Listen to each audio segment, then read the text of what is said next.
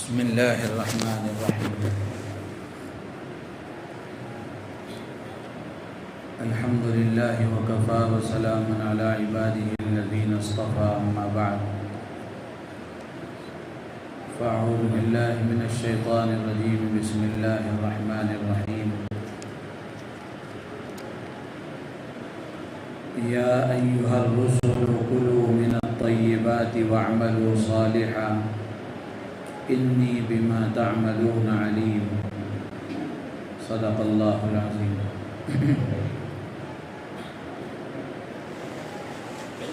محترم بزرگ و عزیز دوستو، سورہ مومنون کی ایک آیت آپ حضرات کے سامنے پڑھی گئی ہے۔ اس میں اللہ تعالیٰ نے پیغمبروں سے خطاب کر کے فرمایا یا ایھا الرسل کلوا من الطیبات، کہ اے پیغمبروں پاکیزہ چیزیں کھاؤ، واعملوا صالحا، اور نیک عمل کرو، انی بما تعملون علیم، جو کچھ تم کر رہے ہو میں اس سے خوب واقف ہوں، اچھی طرح جانتا ہوں۔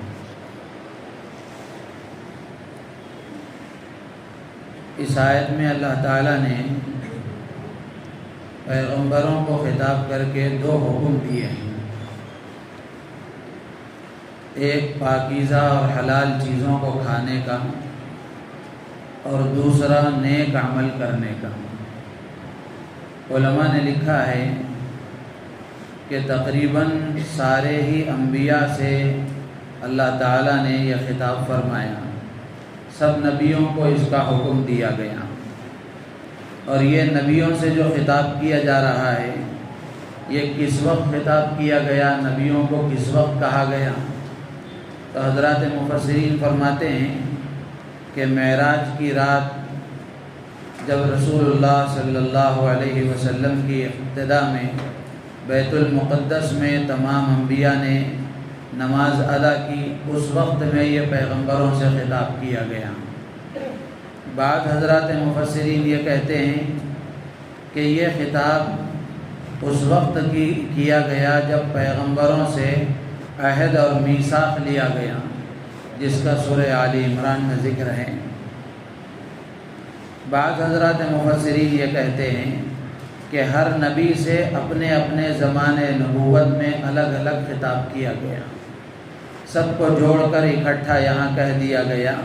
ورنہ ہر نبی سے ان کے زمانے میں، ان کی نبوت کے زمانے میں ان سے یہ حکم دیا گیا، ان سے خطاب کر کے ان کو یہ حکم دیا گیا کہ پاکیزہ چیزیں کھاؤ اور نیک عمل کرو۔ پہلا حکم اللہ تعالیٰ دے رہے ہیں کہ کلوا من الطیبات۔ طیبات کہتے ہیں پاکیزہ اور عمدہ چیزیں، اور ایسی چیزیں جو واقعتاً اور حقیقتاً پاکیزہ ہیں اور اہل عقل کے نزدیک بھی پسندیدہ ہیں۔ یہاں علماء نے ایک بات لکھی ہے کہ اللہ تبارک و تعالیٰ نے جن جن چیزوں کو حلال کیا ہے وہ چیزیں پاکیزہ ہیں اور انسانوں کے لیے فائدے کی ہیں، اور جن چیزوں کو اللہ تعالیٰ نے حرام قرار دیا ہے، ناجائز قرار دیا ہے، وہ چیزیں نہ پاکیزہ ہیں اور نہ عقل مندوں کے نزدیک پسندیدہ ہیں۔ تو جن چیزوں کو اللہ نے حرام قرار دیا ہے وہ چیزیں انسانیت کے لیے نقصان دہ ہیں، ناپسندیدہ ہیں، اسی لیے اللہ نے ان کو حرام قرار دیا ہے، ناجائز قرار دیا ہے۔ اب اگر کوئی یہ کہہ سکتا ہے، مثال کے طور پر جو شراب کا عادی ہے، نشے کا عادی ہے، اس کو شراب اچھی لگتی ہے، نشہ اچھا لگتا ہے، جو زنا کا عادی ہے اس کو زنا کا عمل اچھا لگتا ہے، تو جو غلط چیزوں کا عادی ہے وہ غلط کام اس کو اچھے لگتے ہیں۔ تو حضرات علماء نے لکھا ہے کہ اللہ تبارک و تعالیٰ نے جن چیزوں کو ناجائز قرار دیا ہے وہ جن کو اللہ نے عقل سلیم عطا فرمائی ہے، جن کو اللہ نے صحیح عقل عطا فرمائی ہے اور عقل سلیم عطا فرمائی ہے، اچھے اور برے کے درمیان تمیز کرنے کا ملکہ اللہ نے جن کو عطا فرمایا ہے، وہ چیزیں ان کے نزدیک پسندیدہ نہیں ہوتی۔ شراب ہے، یہ سراسر گندگی ہے، ناپاکی ہے اور آدمی کے لیے نقصان دہ ہے۔ وہ اس کے لیے کیسے پسندیدہ ہو سکتی ہے کہ آدمی ایک گھونٹ پی لیتا ہے تو اس کی عقل غائب ہو جاتی ہے، عقل ٹھکانے نہیں رہتی، آدمی کے اندر سے وہ فطرت سلیمہ ختم ہو جاتی ہے۔ تو اس لیے جو چیزیں اللہ نے ناجائز قرار دی ہیں ان سے بچنے میں ہی ہمارا فائدہ ہے، ان سے پرہیز کرنے میں ہی ہمارا فائدہ ہے، اور جن چیزوں کو اللہ نے جائز قرار دیا ہے وہ چیزیں ہمارے لیے نفع کی ہیں اور ہمارے استعمال کی ہیں۔ تو اس لیے کلوا من الطیبات کا خلاصہ اور مطلب یہی ہوا کہ حلال چیزیں کھاؤ، وَاعْمَلُوا صَالِحًا، اور نیک عمل کرو۔ حضرات علماء نے لکھا ہے کہ ان دونوں حکموں کو ایک ساتھ لانے میں اشارہ ہے اس بات کی طرف کہ آدمی کے بدن سے نکلنے والے عملوں کی تاثیر میں غذا کا بڑا اثر ہے، کہ جو غذا آدمی کے اندر جاتی ہے ویسا عمل آدمی کے اعضاء سے ظاہر ہوتا ہے۔ اسی لیے حلال غذا کی ترغیب دی گئی اور حلال روزی کے کمانے کی فضیلت بتائی گئی اور حلال غذا کے استعمال کرنے کا حکم دیا گیا۔ تو یہاں پیغمبروں سے خطاب کر کے کہا گیا تو ظاہر سی بات ہے پیغمبر تو معصوم ہے، ان سے کوئی غلطی ہو نہیں سکتی، تو یہ پیغمبروں سے خطاب کر کے دراصل ان کی امتوں کو یہ حکم دینا ہے، ان کی امتوں کو حکم دینا ہے، اور پیغمبروں سے خطاب کرنے کی وجہ سے اس حکم کی اہمیت زیادہ ہو جاتی ہے۔ آدمی سوچتا ہے کہ جب پیغمبروں سے یہ کہا گیا ہے تو ہمارے لیے کیا حکم ہے، اور قرآن پاک میں اللہ تعالیٰ نے ایمان والوں سے خطاب کر کے بھی فرمایا ہے، یا ایھا الذین آمنوا کلوا من طیبات ما رزقناکم واشکروا للہ، کہ اے ایمان والو جو چیزیں ہم نے دی ہیں ان میں سے پاکیزہ چیزیں کھاؤ اور اللہ کا شکر ادا کرو۔ تو اس لیے حلال غذا کے کھانے کا اہتمام کرنا چاہیے، حرام غذا سے اپنے آپ کو بچانا چاہیے۔ حلال غذا کا اثر یہ ہوتا ہے کہ آدمی کے اندر نیکی کا جذبہ پیدا ہوتا ہے، خیر کا جذبہ پیدا ہوتا ہے، اچھے کام کرنے میں جی لگتا ہے اور اچھے کام کر کے آدمی خوش ہوتا ہے، اللہ کو راضی کرنے والے کام کر کے آدمی خوش ہوتا ہے، اور اچھی باتیں بتانے والے اس کو اچھے لگتے ہیں۔ اور حرام غذا کا اثر یہ ہوتا ہے کہ اچھے کاموں میں اس کی طبیعت نہیں لگتی اور اچھی بات بتانے والے اسے اچھے نہیں لگتے، اور گناہوں میں برائیوں میں اس کی طبیعت چلتی ہے اور غلط کاموں کا وہ عادی ہو جاتا ہے، جس کے نتیجے میں وہی چیزیں اس کو اچھی لگتی ہیں۔ اور اسی طریقے سے حرام غذا کا ایک بڑا اثر اور برا اثر یہ ہے کہ یہ حرام غذا عبادتوں کی قبولیت میں رکاوٹ بن جاتی ہے اور دعاؤں کی قبولیت میں رکاوٹ بن جاتی ہے۔ آدمی حرام غذا استعمال کرتا ہے، اللہ کے نبی علیہ السلام نے فرمایا کہ ایک بندہ دور دراز لمبے سفر کر کے آتا ہے، پراگندہ حال، غبار آلود، اس کے اوپر دھول ہے اور مسافر ہے، اللہ اللہ کہتا ہے اور اللہ کی طرف رجوع کر کے اللہ کو پکارتا ہے، لیکن اس کا کھانا حرام، پینا حرام، پہننا حرام، اللہ کے نبی فرماتے ہیں کہ اس کی دعا کیسے قبول ہو سکتی ہے؟ تو اس لیے حرام غذا کا یہ اثر ہے کہ دعاؤں کی قبولیت میں رکاوٹ بنتا ہے۔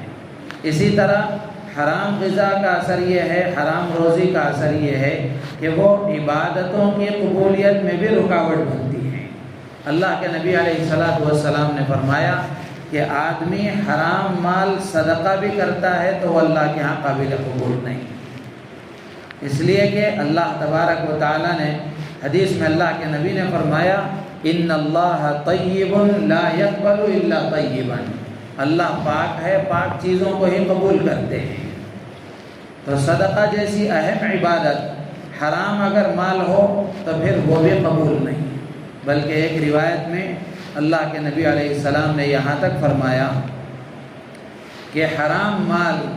آدمی اگر صدقہ کرتا ہے تو صدقہ قابل قبول نہیں،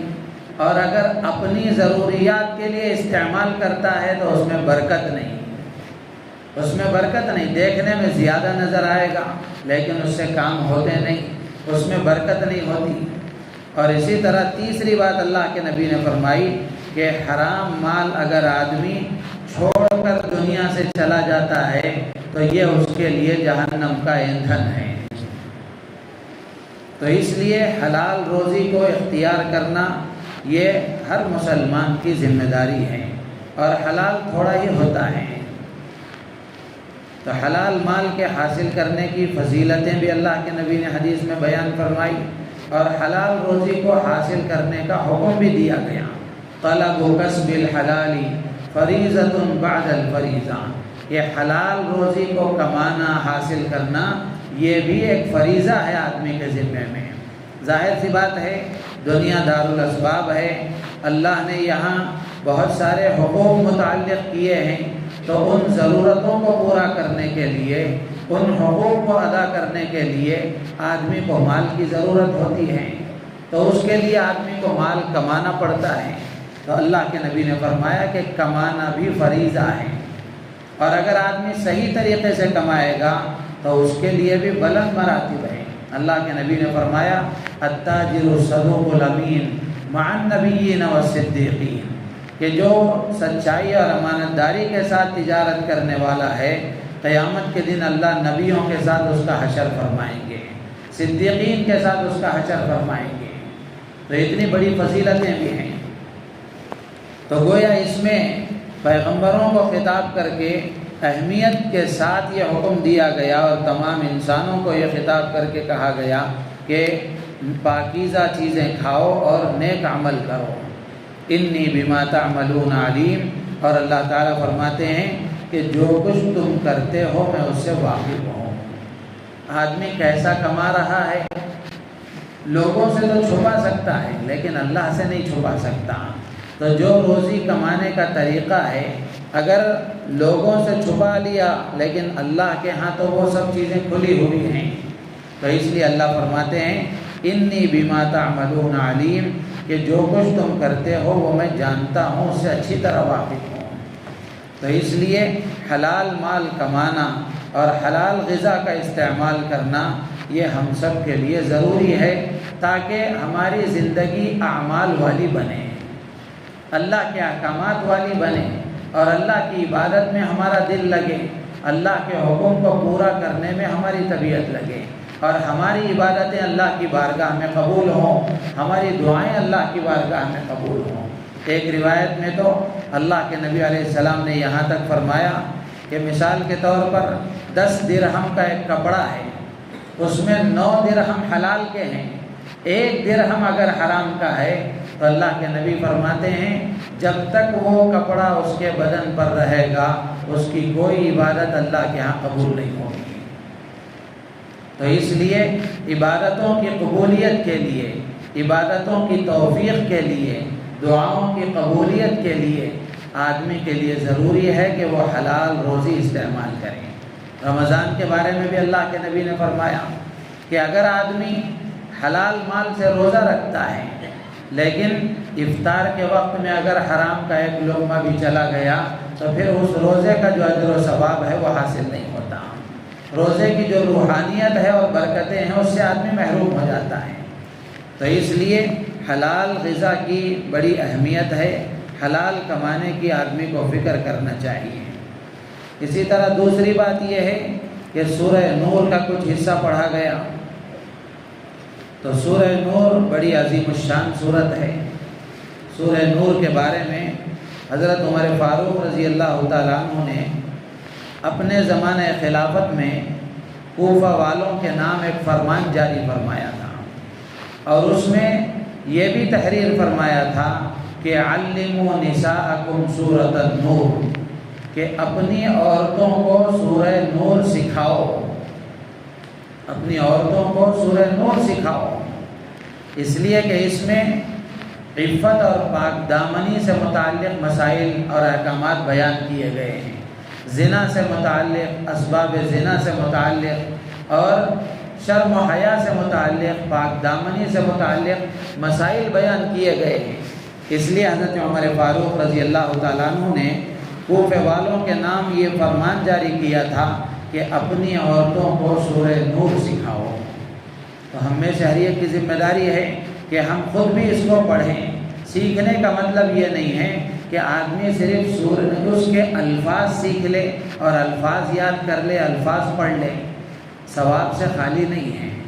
آدمی تلاوت کرے گا ضرور اس کو اجر و ثواب ملے گا، لیکن یہاں سیکھنے کا مطلب یہ ہے کہ سورہ نور کا آدمی مطالعہ کرے۔ عورتوں سے بطور خاص گزارش ہے کہ وہ کسی ترجمہ قرآن کی مدد سے سورہ نور کا ترجمہ، اس کی مختصر تفسیر پڑھیں، معلوم کریں کہ اللہ نے اس میں کیا احکامات بیان فرمائے ہیں۔ اللہ تعالیٰ سے دعا ہے اللہ تعالیٰ ہم سب کو ان باتوں پر عمل کی توفیق عطا فرمائے۔ سبحان اللہ بحمدہ، سبحانک اللہم وبحمدک، نشہد ان لا الہ الا انت نستغفرک۔